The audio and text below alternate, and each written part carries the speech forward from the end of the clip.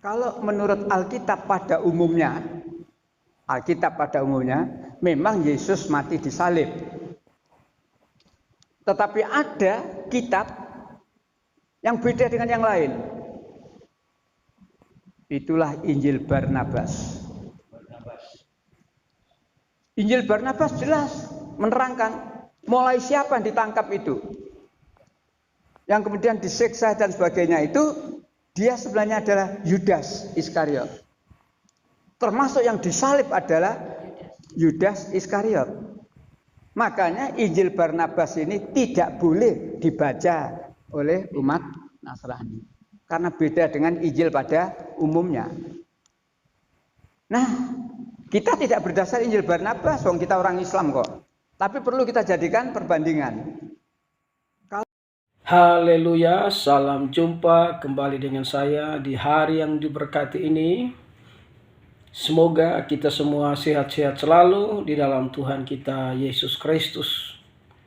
Sebelum saya menanggapi video tadi, jangan lupa like, subscribe, dan memberikan komentar-komentar yang sungguh membangun. Sobat-sobat yang terkasih di dalam Tuhan kita Yesus Kristus. Tadi kita saksikan video pendek yang saya ambil dari YouTube.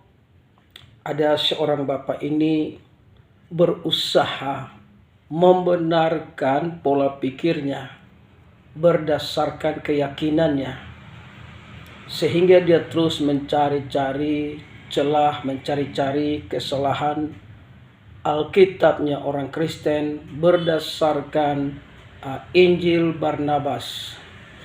Sobat-sobat yang terkasih, apapun yang dikatakan, namun kami lebih percaya Alkitab yang kami miliki. Dan memang tidak perlu Bapak selidiki karena kita berbeda Alkitab.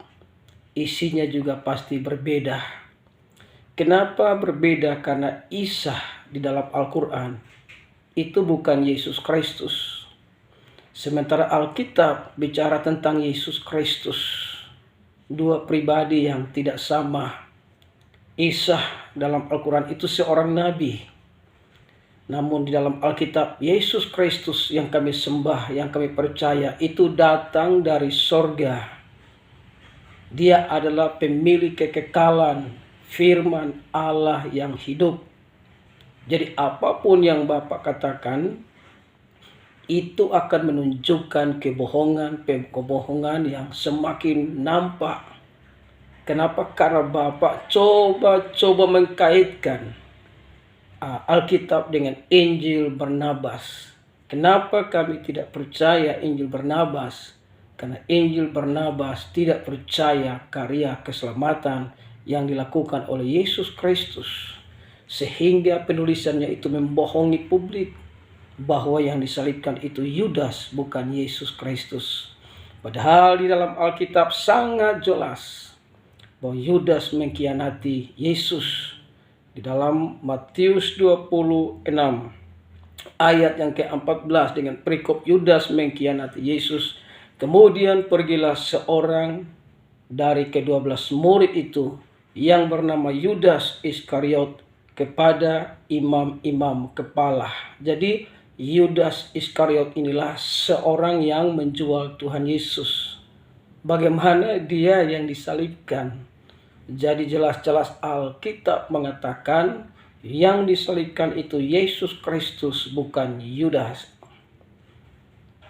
Ayat yang ke-15 dari Matius 26.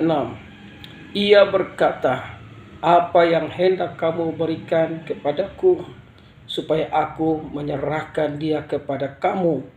Mereka membayar 30 uang perak. 30 uang perak kepadanya. Jadi sangat jelas Yudas yang menjual Yesus Kristus. Injil Barnabas adalah Injil yang membohongi dunia. Karena dia tidak percaya akan karya keselamatan, sehingga dia menulis di sana Yudas yang disalibkan.